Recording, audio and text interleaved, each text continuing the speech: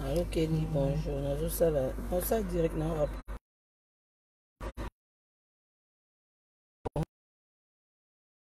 Bah mina biso sur Facebook.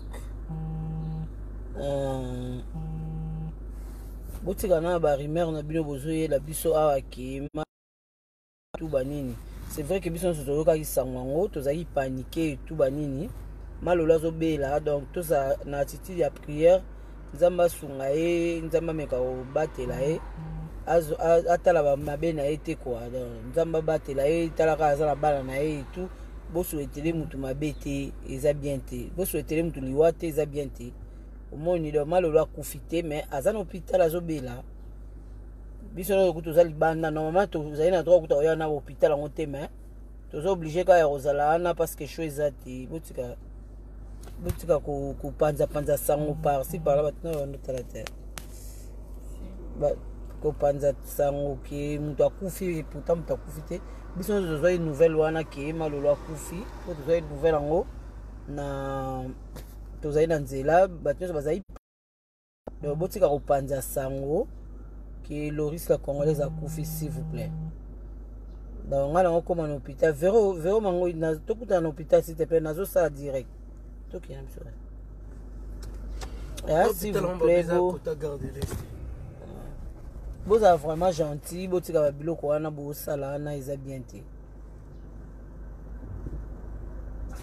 Ah botika biloko wana. S'il vous plaît vraiment vous êtes gentil, vous êtes motema boma ya ba maman parce que Loris aza na bana na ye otika honnêtement na suka ana aza mukie trop et tout so atiki lelo lobi to ketala mais après lobi wana to tala souté donc boza gentil botika beaucoup la bana ye hein bo souhaiter liwate pour eza bien te s'il vous plaît le lo kana yaki vuma pona so na bino ya ngwana donc botika biloko wana botika vraiment biloko wana eza bien te. Loris la Congolaise azali, Loris la Congolaise a profité azali. C'est vrai que mutuye ça qui sango. Azui on a nenga mabe, azui sango ba yi biso zo peto yi ba ite po mutu mo azo bima zate mutu ke hôpital azate.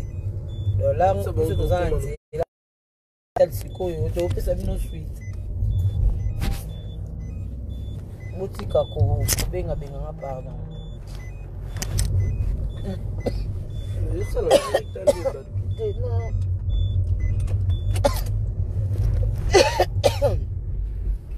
S'il vous plaît, vos agents.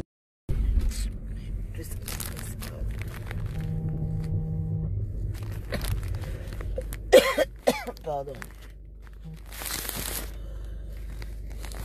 Je suis qui on s'est comme tel boma.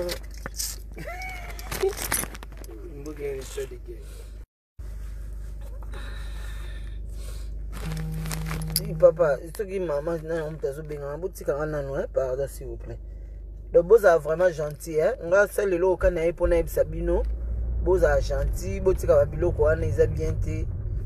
Loris, c'est vrai que biso nous surtout à mutu na biso aza sœur na biso, aza master na biso, aza na biso, aza maman na biso, aza sœur na bino et tout banini donc. Boutique a bilo quoi na, ils a bien été. Nazo informé bino qui est Loris la Congolaise a koufité. Donc nazo informé bino qui a koufité mais azana coma, azana hôpital.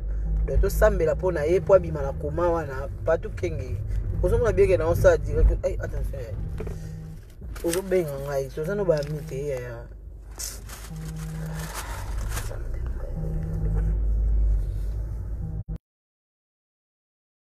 Bon, non, peut abino information sur l'outil hôpital. Toujours que hôpital sikoyo, toza na nzela. Buba na bino te, Loris azanza ba osala. Loris aza Argentine na mutu nyonso. Donc voilà. Natiki bino. Na pesi une information ya vrai que Loris la Congolaise a profité. OK? Merci beaucoup. Bonne soirée. Pour ce bien.